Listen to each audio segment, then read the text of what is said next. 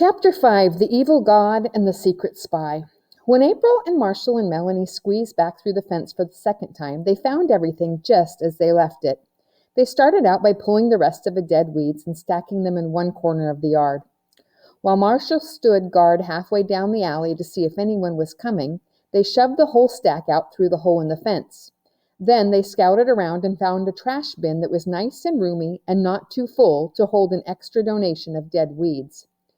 When at last the loose stones and broken bits of things had been cleared away, Egypt looked clean and bare and ready for whatever might be going to happen. Next, they turned their attention to the lean-to shed, or the temple, as they were already beginning to call it. It was actually only a wooden platform about a foot off the ground across one end of the yard. A roof of corrugated tin was supported in the front by a few wooden posts, and on the other three sides were walls formed by the tall boards of the fence. Already, the birdbath altar of Nefertiti, the fancy pillars from the porch of some Victorian mansion, and the crumbling statue of Diana by the entrance were beginning to create a temple-like atmosphere, but there was much more that could be done. April and Melanie were sitting on the edge of the temple's floor resting for a moment and planning when April pointed out the only real door to the storage yard. It was on the opposite side from the loose plank and was apparently locked with a latch and padlock from the outside. "I wonder where it goes to," she said. Melanie thought for a moment. "I guess it goes to the rest of the professor's backyard," she said. "You know, that part with a driveway so trucks and things can back up to the store for deliveries? You can see into that part from the alley." It was right then when she mentioned the professor that Melanie, for the first time, had an uncomfortable feeling. "What do you suppose the professor would do if he caught us in here?" she wondered out loud. April shrugged. Melanie had told her how most of the children in the neighborhood felt about the professor. While she had to admit he had been a little bit creepy, she didn't see what all the fuss was about. But Melanie seemed to feel that April's short talk with the old man had made her an authority on the subject, so she was more or less obligated to come up with an opinion. "I don't think he'd do a thing," she said. "I just don't think he'd even care. As long as we don't bother him or hurt anything. Besides, how's he going to know? You could tell by the weeds and everything that no one's been in here for ages. I'll bet the padlock on that door's rusted so tight he couldn't get in if he wanted to. And that window isn't the kind that opens. He'd have to break the glass if he wanted to get through." "He might be watching us through it, though." Somehow that thought was almost more scary than the possibility of the professor's actually entering the yard. With one accord, the girls moved warily towards the window, closer and closer, until their noses were only inches from the dirty panes. Then Melanie breathed a sigh of relief. "There's something like a heavy curtain hanging clear across it. He couldn't see out through that. Besides, I don't think he could see through the dirt even if there wasn't a curtain. I'll bet this window's in some little back room he doesn't even use anymore. Otherwise, he wouldn't leave it so dirty." Feeling pleasantly safe and secure, the girls sat back down and began to make plans. Marshall was busy digging a little hole in the middle of the yard with a sharp stick. He had knotted two of Security's legs together around his neck so his hands would be free for digging. Security's pear-shaped plush body and 6 of his black legs were hanging down Marshall's back.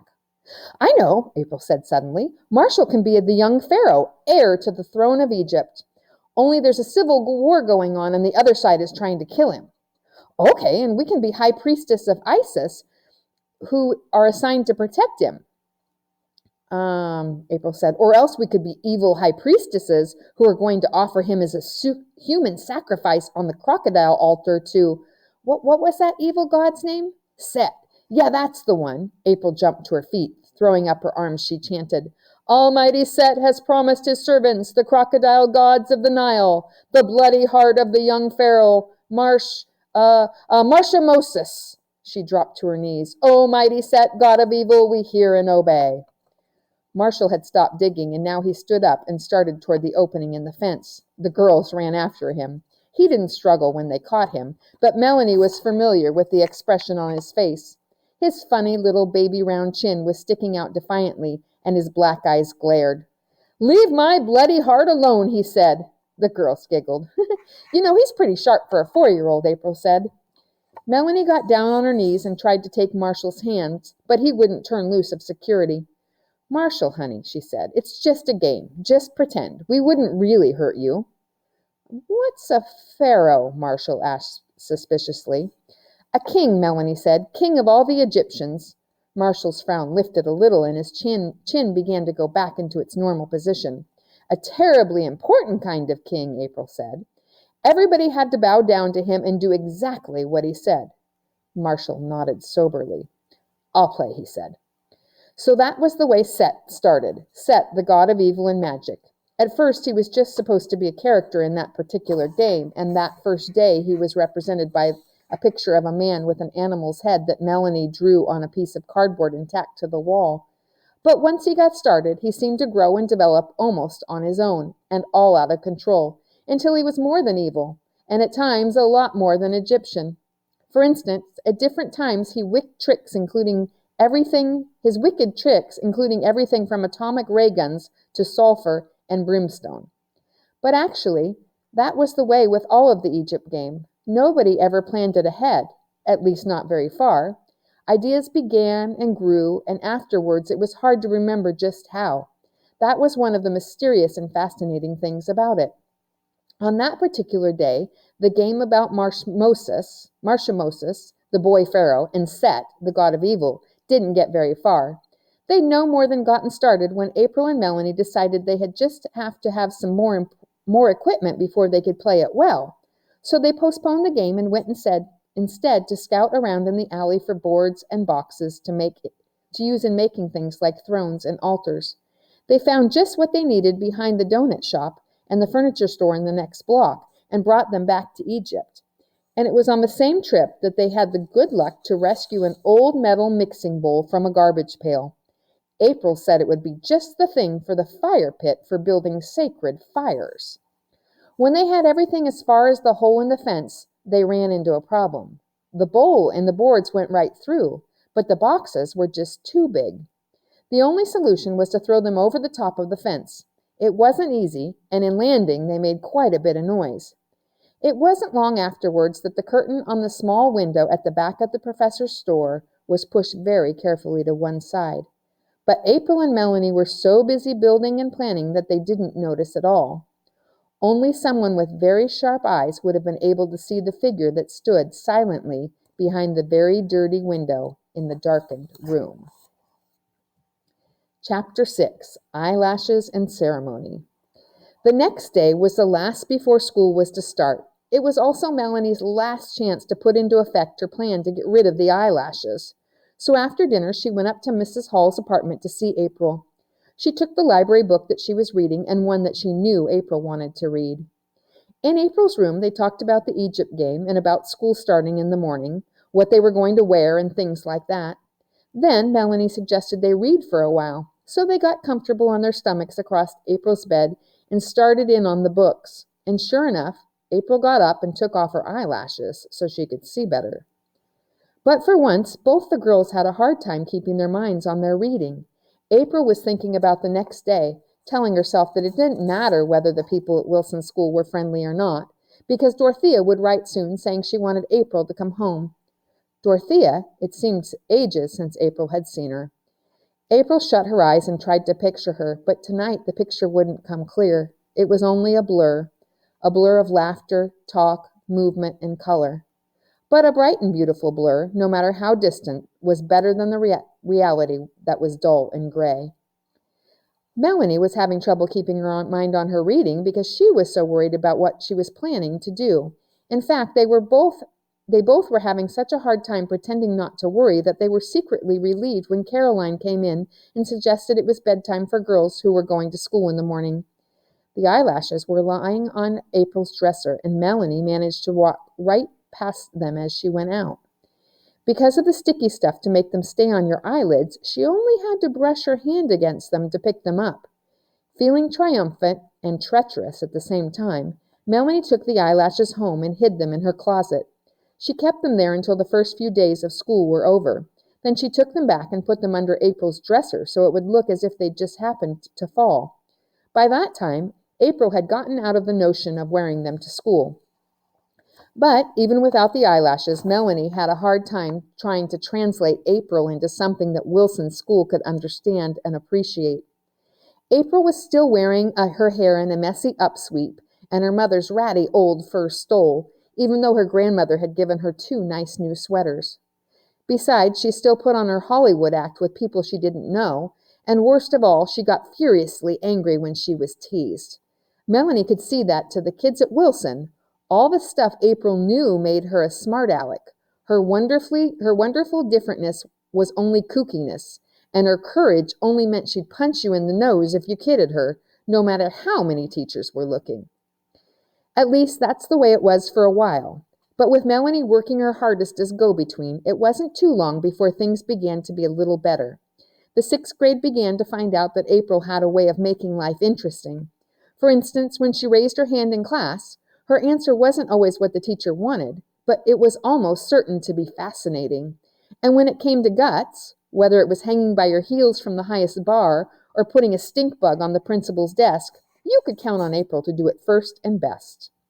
By the third week in September, although the sixth graders were still teasing April from a safe distance, they were beginning to think of her rather proudly as their own private oddball. But it was when Toby and Ken gave her a nickname that Melanie knew for sure that the worst was over. Toby Avalar and Ken Kamada were two of the biggest wheels in class, and if you were really hopeless, they simply didn't notice you, as if you didn't exist. So when they started calling April February, Melanie knew everything would be all right. It was teasing, maybe, but not the kind you use on outsiders. In the meantime, in the afternoons and on weekends, the Egypt game was really beginning to take shape. As soon as school was out every day, the girls picked up Marshall at his nursery school and hurried home. Then they were free to spend their time in Egypt until almost 5:30 when Caroline and the Rosses came home. The lean-to temple now had 2 altars and 2 gods. The birdbath altar had been moved to the right side, while on the left was the altar of Set, the evil one. Set's altar was made from an egg crate covered by a piece of old bedspread, and the god himself was a rather pear-shaped figure of dried mud. April and Melanie had looked and looked for a suitable set. For a while they tried a Chinese kitchen god figure from Schmidt's variety store, but he was all wrong, much too nice and pleasant-looking. At last they had to resort to making a set themselves. From some clay mud from the Casa Rosada's dead flower garden, except for his glowing eyes, which were made of glass buttons of a deep fiery red, he didn't turn out particularly well. In fact, at first he seemed rather laughable, but as time passed and the game progressed, Set's face hardened and cracked into a wicked leer, and it became clear that his strange, sunken, formless body was the very shape of evil. Dark and deep as the mud of the Nile, Set brooded lumpily through a mist of sandalwood incense, 15 cents at Woolworth's, over all kinds of mystic ceremonies, weird rites, and wicked plots. Opposite the altar of the wicked god stood the birdbath throne of the goddess of goodness.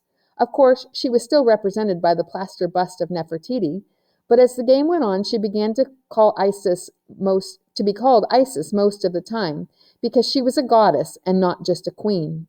And since the pharaohs were supposed to be related to the gods, it really didn't matter if Isis and Nefertiti got a little bit confused. Whatever her name, what she stood for was always the same: love and beauty and every kind of perfection. There was always a great deal to do in the land of Egypt. Right at first, April and Melanie got terribly involved in composing and practicing rites and ceremonies for the 2 gods. The rituals were very complicated, and the correct order of processions, chants, prostrations, sprinklings with holy water, and sacrificial offerings had to be carefully written down so they wouldn't be forgotten. At first, the records were on ordinary notebook paper, but then Melanie, whose handwriting was the nicest, put it all down on onion skin paper rolled on pieces of an old fishing pole they'd found in the alley. Each page was glued on 2 pieces of pole so it could be rolled and unrolled like a papyrus scroll. Someday, they decided, they would do it all over in hieroglyphics when they'd found time to finish their hieroglyphic alphabet. But for the present, it was just written in English. Then, when Marshall discovered that the wooden base of the Diana statue was hollow and one side was a little loose, they had a perfect secret vault for the storage of sacred records. Of course, the temple and the 2 altars had to be decorated too. It wasn't at all difficult to find the right sort of things for the altar of Nefertiti Isis. Flowers, candles, beads, pretty stones, blown glass figurines of bird and deer. In fact, anything beautiful seemed to suit the lovely goddess.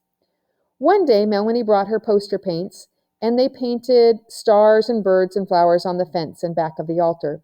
And another day they made a canopy to hang above Nefertiti's head. They made it from an old fluffy half slip of crinoline and lace, but then when they were through cutting and pinning and tacking, it looked exactly like a canopy and not like a petticoat at all. Set was more of a problem. For a while he had only his incense burner, which was made of an old metal ashtray. April suggested that they might find something suitable at the professor's store, but Melanie wouldn't go with her to help her shop.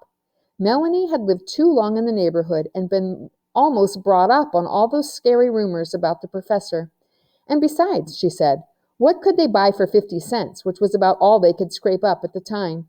So Set had to settle for some spiders and snakes painted on the wall behind him, and a dry bone that hung on a string above his head. April had gone to the trouble of tricking an unfriendly dog out of the bone because it was so large and sinister looking, and it had just the right effect hanging over the evil god, twisting and turning in the wind. Then, one day, on the way to school, Melanie found a strange, dark stone. It was lying in the middle of a sidewalk where a stone had no reason to be. But even more mysterious, when you held it at just the right angle, it looked exactly like a pair of long, pointed jaws with a bulging snout and jagged teeth. There's no doubt about it, April said. It's no ordinary rock, that's for sure. So they put it on the altar, too, and called it the crocodile stone. And from then on it became the mysterious and powerful source of much of Set's power. At first, Marshall only watched everything that was going on, but after a while he began to be impatient and wanted to know. When are you going to play about the pharaoh some more, like you said? When April told him they wouldn't be ready for that for a long time, his chin began to stick out. So to keep him happy, they let him start being a sort of junior high priest. At the next ceremony, which was to be the presentation of a dead lizard as a sacrificial offering to Set, Marshall marched at the head of the procession and sprinkled holy water from a tuna can. He did a good job, too, except that he wouldn't put security down, not even to be a high priest.